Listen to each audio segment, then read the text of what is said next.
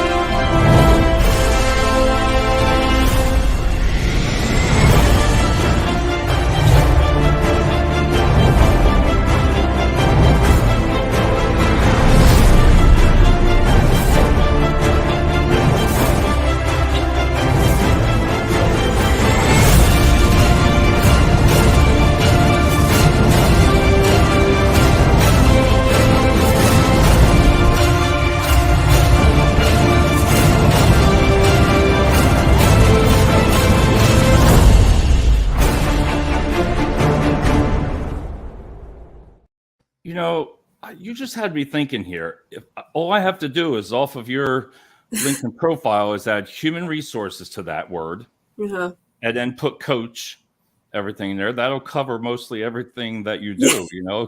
Everything on there. So every now and then, everybody, I'm scrolling through LinkedIn, and I came upon Tazeen's profile, and I connected with her and asked her to be on the show. I can't believe how much what you do, Tazeen. I'm between resume writing, career coaching, interview preparation, onboarding, employee relations. There's probably executive coach. We got more. So why don't you tell us a little about yourself? So I started out in HR. I actually worked at a retail company.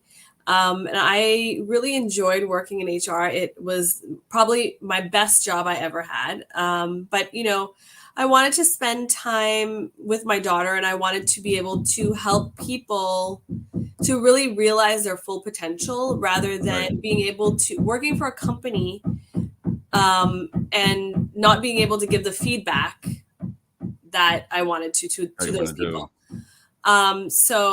That's why I kind of opened up my own business. My daughter went to pre-K at that point, and I said, this is the best time to get something going. So I started to pre-COVID, opened up something. Sorry, there's this incessant. Oh, they're just building a house, right? Somewhere above me, I guess. This is what happens in Manhattan. Anytime anything can happen. That's okay. So I started to kind of build clientele, and it just takes one person to kind of move you forward. Hey, like I talked to this person, like, oh, you should try. So it kind of like was word of mouth at that point. I don't really do any type of advertising, or anything like that, but word of mouth, referrals, some through LinkedIn. So people started to really, come in, and I love to do these kind of podcasts because I feel like a lot of people get a lot out of it without me, having to put in a ton of effort, individually with people. So it was really my goal to be able to help people get hired and, understand what's happening on the back end, because sometimes you're like, oh my God, HR is not calling me. Right.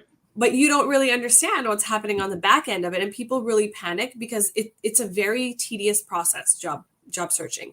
People think, I'm going to search for a job tomorrow. I'm going to have an interview next, Friday, I'm going to get hired. I wish it was that easy. It doesn't easy. work like that. It's much more tedious. You apply to 100 jobs, you get, 30 interviews, 40 interviews. And of those 40, you dwindle it down to 10, maybe jobs that you are qualified for. So, what I like what you do is, and the subject of career coach. And I've done my homework on you. So if anybody looks at your profile, you know what you're talking about. You got the experience, you see it, you can tell. I mean, sometimes that's what I look for to see what type of person, if I would be hiring. Mm-hmm. But when it comes to the word, the career coach, what I like that we talked about before this is you said the key words to me is when you speak with somebody, you really want to see if they're a match. Yeah, that's very important. And I think when you are looking for a coach and it's their interview with you, but it's also your interview with them. Are you a match? If Right. you're a person who needs somebody who's going to be really delicate with your feelings and like really, then you want a coach that's going to be like that. Like that. If you want somebody who's going to give you that direct feedback so you can immediately change your tactics and get hired, then that kind of direct hire, the direct coach is for you. Right. And I think that's really important to understand that, because a lot of people are like, hey, you know, I worked with somebody, but I didn't really love them. You didn't interview them properly. You need Right. to make sure that you're asking those right questions. Hey, is this coach right for me? Oh, I liked this person, but you know, I'm going to try to interview a few other people and see what's out there. And So what are that's some of the things that you look for in a person? Like when you look, I'm hiring you to find me a job. We reach out, we talk. What are you trying to, as a coach, career coach, what are you trying to talk to me? I know you do different fields. So that has got to be, you know, like when you said IT and all that kind of stuff, that's just a game changer. They're so different, each person. But what are you trying to tell the candidate? Like, how can you help them? Well, you know, my first point to them is where are you in the hiring process? Have you already done your resume and your LinkedIn, and what kind of responses are you getting?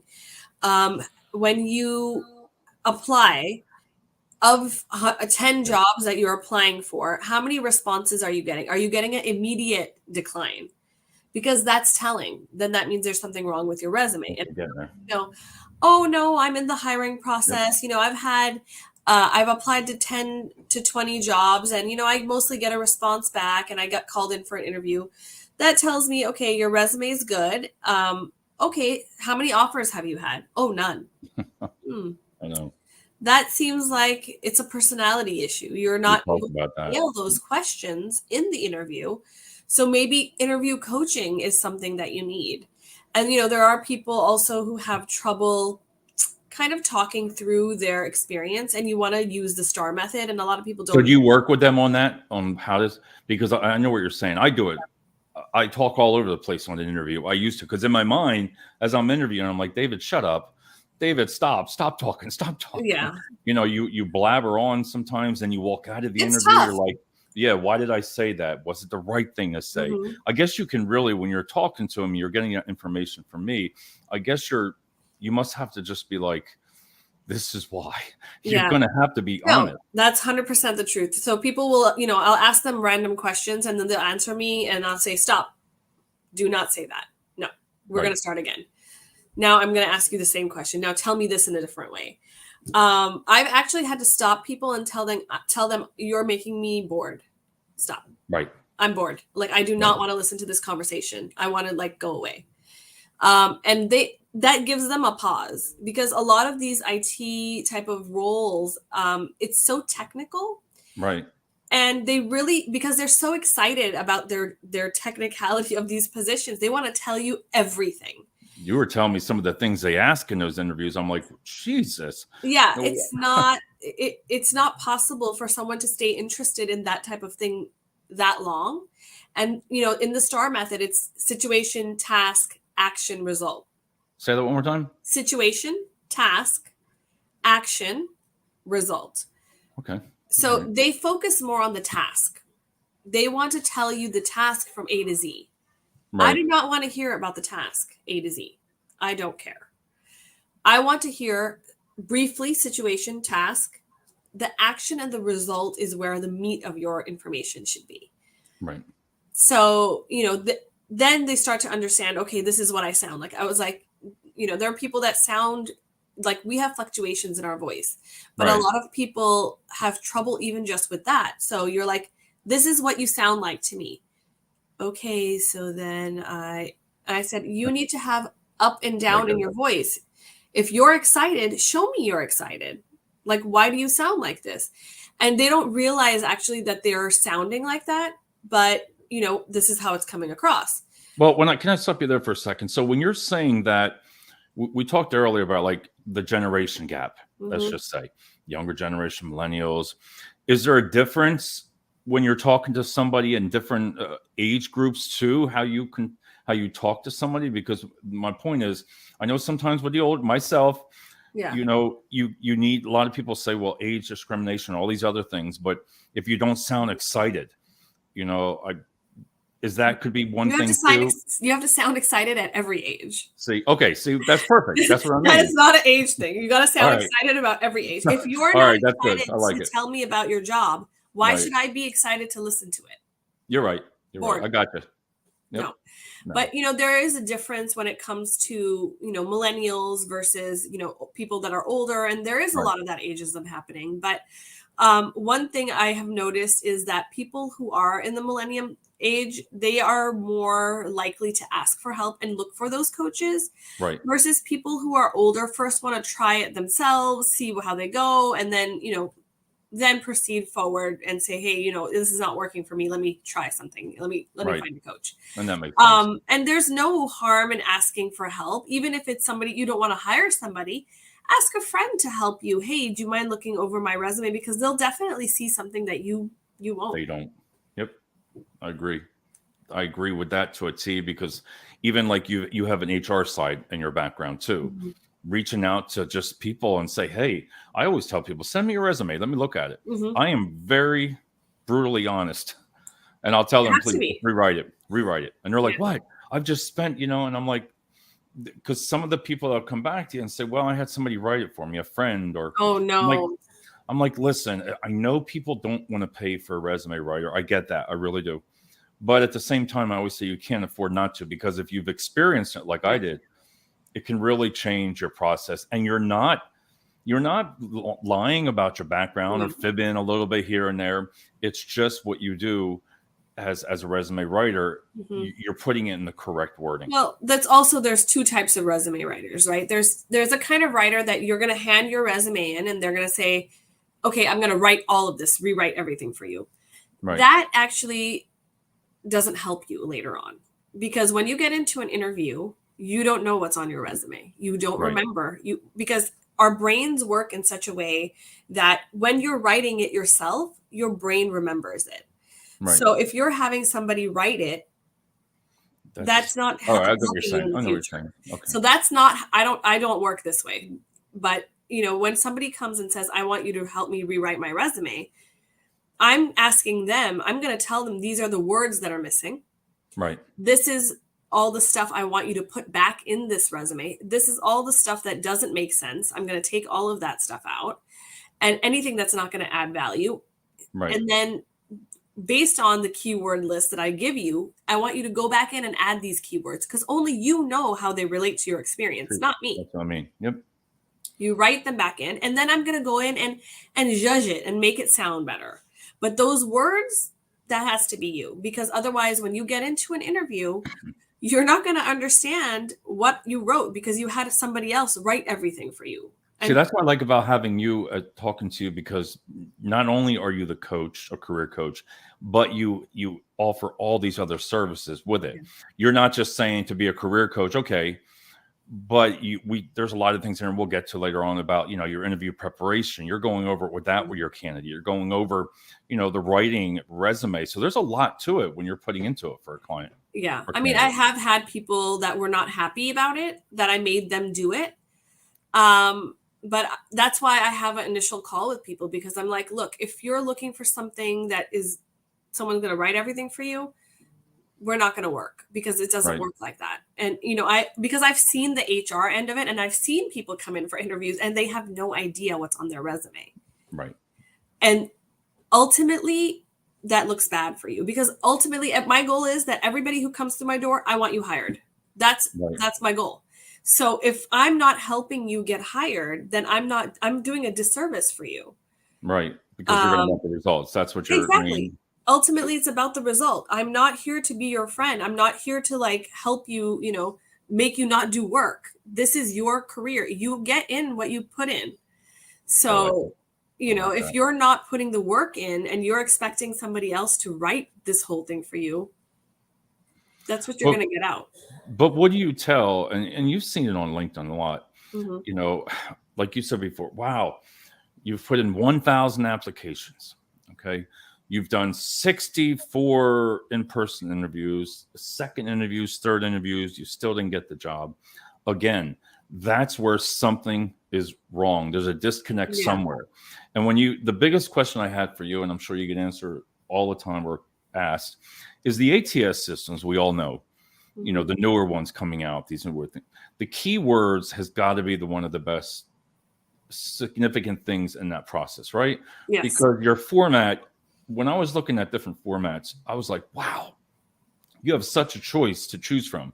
But that's why I believe hiring a professional to do it for you will know, because is there different formats for different jobs, or that it's not like that? It basically takes your resume and parses it into a different system. So it makes it very plain. It doesn't, so that beautiful like format that we see, oh, I want to use this template, that's going to not work out for you, because what happens with, there's columns, there's different fonts, all of these things cause errors. Right. And you think that it looks great, but then when it goes through the applicant tracking system, it shows up as nothing parses. Right. And I've seen it many, many times, like more than I can even count. Right. Where somebody's like, oh my God, my resume is great. Like, will you take a look at it? And I have a system that I run it through, and I'm like, I hate to tell you this, but I'm going to have to throw this away immediately. See, there's nothing that's coming up. No, I utilized a company called Duck and Out, and it was for video resume screening through COVID. It's a really great software. Duck and Out is. I love it. And what opened my eyes was when I put that job description in there, then I had to put in 10 keywords that I was looking for. So every day as a recruiter, when I'd open that up, I'd see, wow, okay, Tazeen, wow, 7 out of 10. She's going to be the one that I'm contacting. Then there was some 2 out of 10 or 1. But then I went back and I was like, you know what? Let me just look at the resumes. And I was like, oh, no wonder why. Those skills were there, but just I don't know. They were missing it. I was like, damn it. It doesn't get parsed. That's what happens. Any resumes that have columns, text boxes, these are all problematic. You do not want to use any of that stuff. It won't parse. And a lot of people have that kind of stuff. Even just the date formatting, right? The date has to be formatted in a very specific way. It needs to have the word and then the year. And people have it numerical, and that also causes an error. That's what I mean. There's a lot of things that people don't realize. Yeah, there are a lot of nuances. And I think when you don't have somebody who is writing your resume for you or helping with this stuff, somebody who knows not just the front end, I also work for Indeed. So I not only just the front end, how you see the parse version, but also the HR end of it, because, there are a lot of things that happen between the first time you submit your resume and the date you get hired.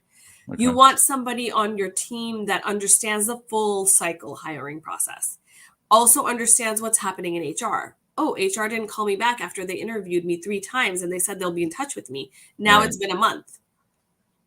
Okay. Wow. Like they don't understand that on the back end, there are budgets to go through. There are, there's a hold on this job now because of, there's another position that's going to be coming in that we. How do you prepare somebody for all that? Like when I hear you're talking, I see all these questions I've been through. I'm always like, everything you're saying, I'm like, oh my God, I remember saying that, because everybody's going through a job search. Even yourself, we've all experienced it. Listen, I don't take my job for granted. I tell anybody. 2 weeks from now, it can be gone. Just like looking on LinkedIn. Well, they announced layoffs today. I was like, you got to be kidding me. Exactly. A big company. I'm like, wow, it can just be taken to you like that. But when you're working with somebody, it's not just the resume, but that preparation has got to be big time. Like learning about the company. Now, do you help people? Do you have to tell them like step by step what they should be doing? Oh yeah. I mean, there are people who kind of have an idea. There are people who say things that they should not be saying. There are people who don't do the research. And there was somebody who came in for an electric car company who didn't really do. I'm like, why are you applying to this position? Your experience is not in tech. That was one of your technical cars. Why are you? I didn't really think of that. And I said, this is something they're going to ask. I need you to give me an answer. And I think, just asking it, and there are different tactics people use for interviewing too. There are those super direct Right. Interviewers that don't smile, they don't, you need to be able to understand how to respond to that. To- You need to be able to interview and not be shaken to the core by that, because sometimes it is very tough. And I'm that interviewer. I'm that straight face interviewer. Yeah, you Because don't smile. You just want that answer. yeah, like I'm like, okay, so it's a tactic that a lot of interviewers have used and time again. And there are different industries that people do use it, and finance is one of them. Right. Where they just have this very straight face and they're like, okay. And you have to be able to like not be shaken by that and be able to go to the next question, be able to answer and be like, oh, did I do okay? Like, you can't second guess yourself. You know that what you brought to the table is great, and you were prepped in the right way. So it really doesn't matter who's in front of you or what they're saying, because you were prepped. You were ready to answer those questions that were being asked. But do you feel, and I want to take back what you said about, and it was one of your posts I liked about, read that job description. Like, because I get it all the time. I'm like, what are they applying for this for? I know. There's no qualifications. There might be some transferable skills, but I think that's another way of doing something. And I'm sure you come across that. And if you have a transferable skill, then you're going to say, oh, I applied to this position because I'm really looking to get into, like, explain yourself, write a summary section that says something like that, because otherwise it's going to be looking like you're applying to everything. And I see that. I see it all the time. Yeah. And I try to tell people that quick apply is one of the worst. I get it. It's easy, but I believe you need to, if you're really looking for it, and this is just from talking to a lot of people and people like yourself that knows what you're talking about, is the reason behind it. If you're just sitting there quick apply and you're just waiting for that job to come, then it's never going to happen. It takes so many times that you're going to push that easy apply. Exactly. Do the homework. You got to do the work in order to find and learn about that company. And I can imagine you going through all this. It's not just, you talk about onboarding, employee relations, career counseling, resumes, how you think one of your posts was something with body language, even the way the way, I guess you must talk to them about that also. Yeah. It's just, even small things we don't realize that are making such a big difference. If somebody's slumped back in their chair, that body language is not great. If you are not excited to talk about your own experience, I don't want to hear it. No, thank you. Like, you need to be excited to tell me, oh, this is what I've done. This is, okay. Then ultimately, even if I'm not interested, your excitement to it makes me want to be interested. Right. Put that up and down in your voice, like, talk, enunciate your words, let people understand what you're saying. And that's your best asset. Like, people who are applying to one job, let's say, an analyst position, all those people have the same qualifications that you do. What is going to make you stand out is your personality. And that in an interview is something you have to show. Well, how much can you transfer that towards LinkedIn? Like, we talked about that before, because the importance, I think we all mentioned about, you got to keep up with the LinkedIn. You got to keep up with that. I really believe, listen, I love my profile. I go up and tweak it once in a while because I look at other people's, and it's not that I'm tweaking what I've done. It's between just that wording and just what I can change it to what they're looking for. 90% of jobs are now found through LinkedIn. So if you don't have a good LinkedIn, I haven't touched my LinkedIn in, a year, you're doing a disservice to yourself. Right. You are not putting yourself at the forefront. Maybe you're not looking for a job, but when you are looking for a job, you need to have a slew of recruiters already in your inbox saying, hey, we saw your profile and would you be interested in? Oh, that position is closed, but we did like your profile for this. You need to be ready. And it doesn't matter how old you are. It doesn't matter, what you've done. You need to have a LinkedIn profile for that purpose, because that's what it's for. To get you to that next role. That makes total sense, because I hear it all the time, but I say, listen, there's so many things. I know with AI and all that. Listen, AI to me is, I've used it for a tool, but then I always gear it back towards myself, because people that know me will be like, that's not friggin' Dave. That's not him. That people know right away, because it's very robotic sounding. It is. So you want to make sure, yes, if you want to use it for certain words, but now with AI and all of these things, ATS is also going to have a component to that where it runs your resume through how much was it written by AI. And if it comes up more than 50%, I'm Right. pretty sure you're not going to get hired for that. They're not going to get it. Obviously, as AI comes into the picture, HR is also evolving and gearing up for all these things. And there will be a tool that will be attached to ATS. Hey, how much of this resume was written by AI? AI. And then they know. I figured that. Hey, Mike, how's it going? Sorry I'm late. Glad to see you both. He's ready. Mike, feel free to ask her any kind of questions about a resume or anything coaching for looking for employment. I know you're going to be looking for a job soon. So coaching, what I like about, you talked about the resume. Mm-hmm. The preparation for an interview is a big thing. What about learning about the company that a lot of people don't know? Critical. Would you use that? Would you try to gear? You hear a lot of people saying, oh, I have 4 resumes. All right. Do you need that many resumes? Do you gear it towards every job? I mean, I can imagine taking a resume and looking at it and say, okay, maybe I'll gear it towards this. Mm-hmm. I guess what you're looking for, it all comes down to, right? I mean, well, David, there's a best practice on resume. If you look at positions for, let's say, for example, project management. Right. Project management within the same industry will have the same keywords. Maybe not exactly the same, but pretty similar. If you have a data analyst in finance, right, they will all have similar keywords. So it really goes by the title. So if you're going to, you're having one position that's for your finance jobs, okay, fine. One position for your project management jobs, okay, fine. But it really goes by the title and the industry. So if it's within the same industry and the titles are the same, you really don't need, 5 resumes for all of that. Right.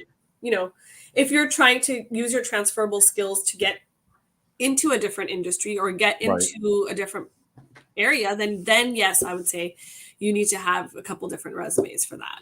That's what I figure. I'd be like, oh my God. And then you got to figure out another thing I wanted to touch bases on. And I always like to ask this question because I still believe they're relevant, is a cover letter. I don't know how you feel about that, but you're going to hate what I have to say. I know you're going to, I know, but I guess I just kind of like. Are you a doctor? No. Then you don't need one. Period. You don't think people read it that much or anything? In my years in HR, I've read 0. But can't you gear that towards, like you just said before, like you want to try to get yourself out there. Mm-hmm. But there again, I know what you're saying. It depends on how many people read it. No one's reading it. I promise you that. I know. I knew it. I knew you were going to say that. I knew it. Like I see the resume come in and I see the cover letter on top and I'm like, right. No one's reading it. But on your resume, you have a summary section and that's 2 to 3 lines. Tell me then what you want to say. You do not need a whole cover letter to tell me all, your life history. I don't care. Right. Use that summary section and use those 2 to 3 lines. If you're using, you're transferring and you want to do something else different, then that's your spot to tell me that. Because resumes have 4 sections that will parse: summary, education, skills, and experience. Beyond that, certifications also will parse, but beyond those 4, nothing else is going to parse over. So it's really a waste for you to put it. If you want to talk about it when you get into talking to a person, great. But that's not really something we need on your resume. People are putting references available upon request. Obviously, they'll be available upon request. I'm going to request it from you. Like, you don't need to write it. Well, no. I got you a perfect client here. Oh, God. This is my brother. And I think, you know his story a little bit, but I'm going to show you here. I'm going to pop up the question for you. Okay, my question is, with my criminal history and being incarcerated pretty much since 1997, I have no street work until now. But what do I put on my resume when I come home next year? That's a tough question. Mm-hmm. Well, when your background check is run, it will come up anyways. Right. So it's better to get in front of it. Right. On your resume, because it's 1997, it's pretty far back there. And if you have, you get some experience now, or whatever your experience that you have right now, it is 2023. So you're lucky that it's a bit in the past, because we really are looking for 15 years worth of experience. And that's way past that 15-year mark. Right. But when you do get into an interview, I think that it's important to say that and be upfront and honest Yep. and say, this is what I was incarcerated for this. Ever since then, this is what I'm doing.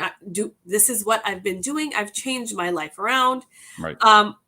And a lot of places it depends on state. Right. But a lot of applications don't ask for that history right up at the forefront because equal opportunity employment thinks that that's not fair. And we didn't have that. You didn't have that as much back then versus what exactly. You do now. So the protections you have that to you have now. See state by state guidelines. I obviously don't know what states have and whatnot. I know in New York it does. You can't ask that. Right. So it's important to say and be honest because it will come up in the background check. I get a lot of people for second chances. I've seen it, mm-hmm. And I know, but at the same time, majority of them have been honest with me because they feel like they don't want to waste your time. Of course. And they'll tell you that you don't want to waste my time. And I've never turned anybody. I'm like, no, I'll listen, of course. And this is we all have processes, but I like how you said to get in front of that. Yeah. Because eventually it will come out. If you are upfront and honest, they're going to say, hey, I like that guy's honesty. And, I liked his personality. Let's give him a try. Right. And they might ask you your story and they might say, can you tell me a little bit about it if you're comfortable with it, can you tell me about it? And right. at that point, it's up to you what you want to divulge and whatnot. And whatnot. On a resume, I wrote some things down here, showcase your skill. How do you add in there your accomplishments? Because everybody says always put your accomplishments, right? But when you're putting your job description, mm-hmm. is it something on a separate that you should have on there or under the same job? It won't parse if you have it separately. So if you have your history or your employment, so let's say, for example, I worked at, Urban Decay. Right. And then in my first bullet, I'll say, I rung up customers and blah, blah, blah. And was able to cut down the checkout time by 20%. Right. So that's an accomplishment. So anytime you can have accomplishment-based bullets, that's right. what you want to do. So there's a method, it's called the WHO method. What did you do? How did you do it? And what was the outcome? One more time, say that again. I love saying that. It's the WHO method. The WHO method. Yeah. So what did you do? Right. How did you do it? And what was the outcome? Okay. So each bullet that you're writing will have that format in it. So you start out with the action verb and then continue on with that format. And that is what we call an accomplishment-based bullet. Okay. And you want to have, if you have number-based bullets where you have, like I said, 20% increase or decrease or whatever within this time frame, that really showcases, this is the impact that you made. Right. Okay. So that is kind of how you want to write your accomplishments rather than putting them in that, a separate section because it probably won't parse. All right. That makes sense. And another good one, I had one of the people wanted me to ask you was, and this one I don't look at because I always look at since COVID, you're going to have some kind of mess up between these last 2-3 years or something. Mm-hmm. But when it comes to employment gaps, I mean, I hear all the time. I have young ladies saying, I've been a mom, my child went back to school now. Now I'm coming back to my career. I've stayed home taking care of a parent, because of something with COVID going on like that. Is that something that you really want to put on your resume as well? Specifically when you've got that gap so somebody doesn't have to ask you in your preparation? Because in that interview, I mean, I don't really come out and say, hey, what did you do for the last 4 years in between? Or I try to stay. Yeah, but you're wondering that though. Yeah, I am but I want to be careful because the way the laws and everything is I want to make sure my words are coming across because I'm like, all right, am I allowed to ask that? Especially when there are different tricky ways of asking that question, and you and I can talk about that later. But right. What you want to do is gaps are not scrutinized as much as it used to be. Correct. Especially in that time period of COVID, we expect it. Fine. But if the gap is, a mom that stayed home for their kids, I'm in that boat, Right. I would say, family leave. Right. Nobody needs to know the details of what you did. Family leave, I like to personal have it leave, on there. You could just say, I like that family leave. Then at least family know in my leave. mind, Yeah, you know it. family leave, personal leave of absence. You know, some people need a mental break. Right. You don't need to say needed a mental break. I do Personal more leave of than that. absence. Easy. Right. I think in this type of situation, vague is better. I don't like to get into the details and the nitty gritty of what you were doing and how you were doing, and you had 3 kids. And I don't, the more information you give, the more things that can happen that are creating bias. We want to Right. stay away from any type of bias. Correct. And I'll tell you what, even, and that's a good subject for another show, is a lot of people don't realize that you have bias in you. Oh yeah. After I did it, I was like, wow, I'm biased on some of the things. I mean, it Of wasn't, I was course. like, It's a natural human process. Like you are, you know, like if somebody said, "Oh, stay at home to have 3 kids." Oh, I only have 2 kids, so now I'm biased against someone with 3 kids. with 3 kids. Like, you know, like you don't know who is getting your resume and what their biases are. So Right. you want to leave those doors closed. Don't open yourself up for. So one thing that I've seen really recently, and this really gets under my skin, Right. I'm going to tell you, is people putting pictures on their resume. I've seen that, and I don't know. I That love seems your like over in picture. overseas a lot. Yeah, I love your picture. You're adorable, but like, get rid of it. Right. No. Because again, it goes back to that bias, right? You don't know. Maybe I hate people with red shirts. Oh, you're wearing a red shirt in this picture. Nope. Nope. Why open yourself up for a bias situation? Right. And bias is very difficult to prove either. So you can't say, oh, this person was biased and that's why I didn't get an interview. Prove it. Prove it. Yeah, trying It's to impossible. say. And there are all these things like this. This has got to be part of your job too when you're talking with candidates, right? Mm-hmm. I mean, when you're coaching them, all the stuff it's like we're talking about. Yeah. These are the kind of things that you got to be really. Yeah. I mean, we even talk about as tedious things as what to wear in my LinkedIn picture. How should I pose? How should I smile? I'm like, not like that. You know, like these are the things that we I just saw something on your posting, something even about an email, the way some of the people's emails are, and that you should have. I'm like, wow, it gets down to looking at that. But yesterday when I did a post, I had somebody email saying I spelled veteran wrong, and I was like, so yeah, they messaged me, Dave. I was like, whoa, thank you. I had to go back. I know, and here's the thing too, David. We ourselves as professionals, we even mess up. So it doesn't matter. Like it's helpful for us if somebody catches our mistake. Please let us know. Yeah, my wife's like, "What are you doing?" I said, "Oh my god, I spelled veteran wrong, and I'm a veteran." And I'm like, "I spelled it wrong." And I'm looking through. I'm like, "Oh my god, now I got to go back through 4 or 5 different platforms." Oh my god, oh my god. Terrible. But that just tells you the detail that some professionals on LinkedIn looked at. And I can imagine if somebody was like that, if I was looking for a job, what they're looking for on my LinkedIn profile. Mm-hmm. Oh, because if they see, listen, I've seen some of them, and they need to use spell check. That's why I use a Grammarly. I don't care how good I am. I use everybody should use Grammarly. Everyone. It doesn't matter how good you are of a writer. Use Grammarly. I know you have to, because it just shows you different ways, and I learn from it. I've learned so much from it as I do it. How much of, when you talk about LinkedIn optimization, when you say that, you say that word, what is it come down compared to LinkedIn to your resume? Everything's got to line up, right? I mean, you want to really be able to, when you look at that candidate, you're talking to them, is that one of the things that you go and look at? It needs to line up, but it doesn't need to be exactly the same. Right. So there are a couple of people who think that your resume needs to be put onto your LinkedIn. No. It needs to be a snapshot of you. Tell me, I don't know what this company is that you work for. Tell me a little line about this company and what you did there, your top 3 accomplishments. Right. That is kind of what we want to see on LinkedIn. And use that summary section. Talk about yourself. Tell me what drives you. You've been in this industry for so long and you're still there. Why? What is keeping you there? What's making you? Because ultimately, everybody who is getting interviewed for the same position you're applying for, they have the same experience as you do.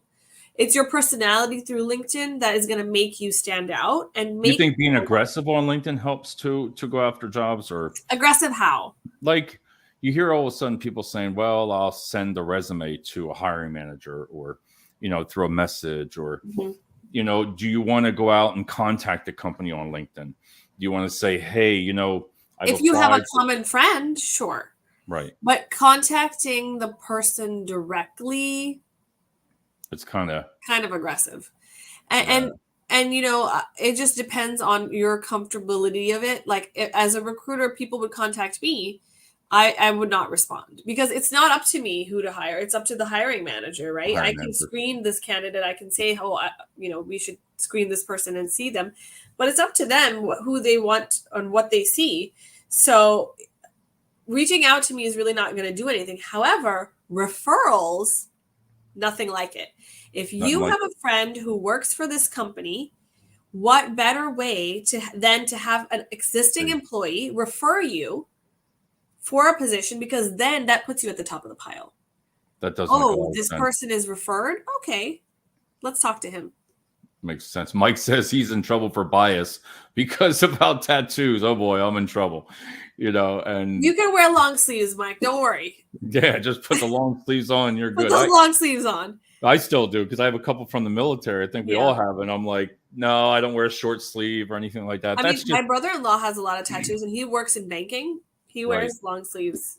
But he's right. Bias. There's a We bunch don't of know what people are biased with. There's right. no way that we would know, but why open yourself up to any biases? Right. So If that's a you good way think to that think. that's something that somebody will be biased about, then it's in your best interest to cover it up.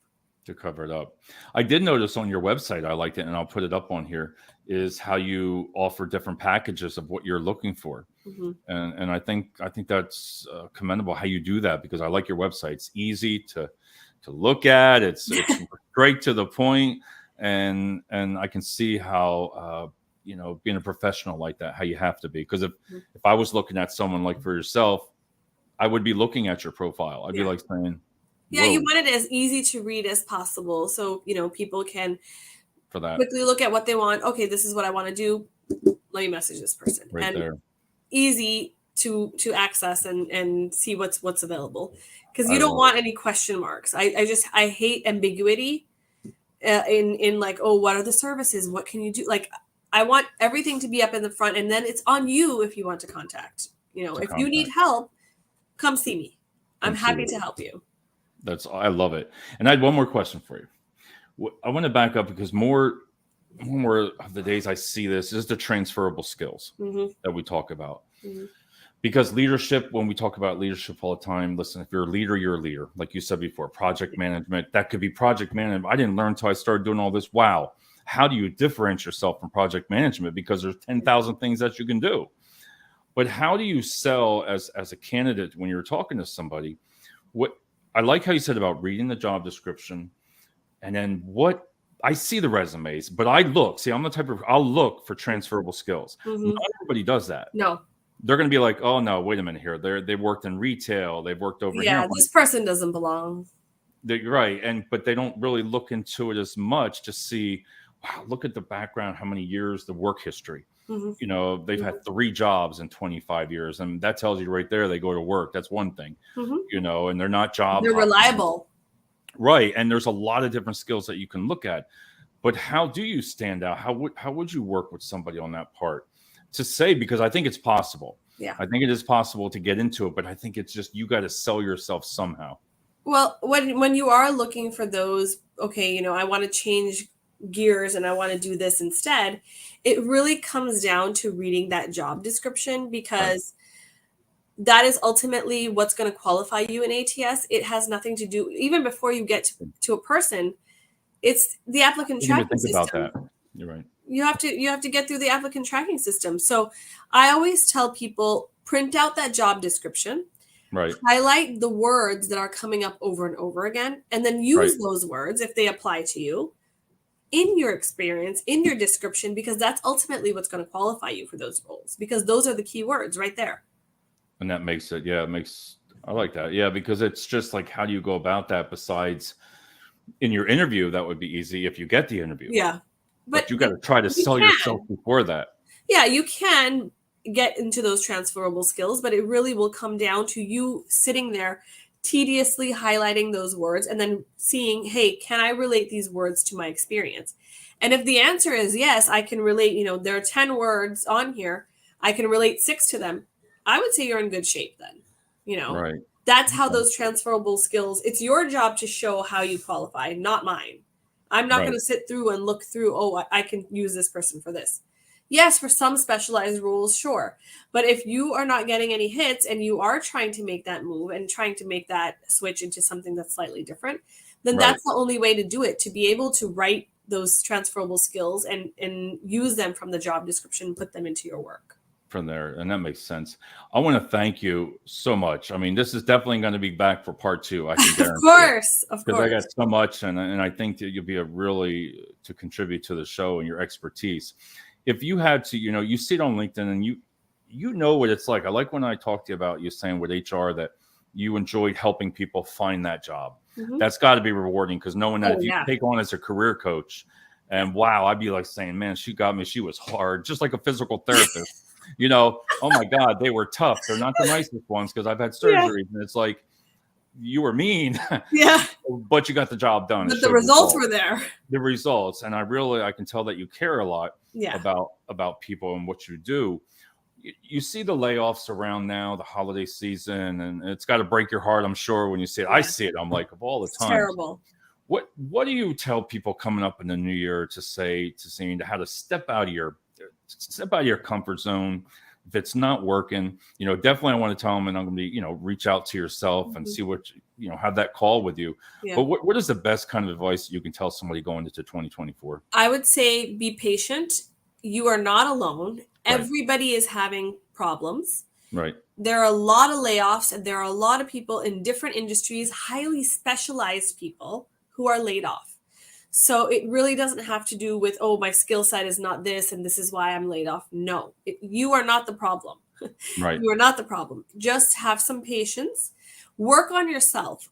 If there's a class you can take, if there is some skills you can accomplish, even taking virtual classes that will help build some skill set while you're not working, I would say do that. And then in the new year, we expect, that it will be better, as, David and I, we were talking that as the market starts to turn and it starts to get a little bit better, it already has. Right. We expect probably January, February to get much better in terms of jobs, and we just have to be a little patient. And it's hard to have that, and it's easy for me to say, but you yourself will see the movement in the market. And as there are a lot of positions you might have applied for and you haven't heard anything back. No news is good news. So if you haven't gotten a rejection, then that you're still in the running. And it just might be that they're waiting for that new year. They're waiting for new budgets to come out. Definitely. And there's going to be a hiring frenzy. So just a little patience and just, that persistence. And I think you'll get there. You'll get there. All right. Thank you so much, Tazeen. Hey, what was your website? We're going to put that on. It's just my name, TazeenRaza.com. Well, you can't ask anything easier than that, right? So I want to thank you so much, and I'm going to talk to you right after this video. Have a great night, everybody, and we'll be back on Wednesday. Take care, Tazeen. Talk to you soon.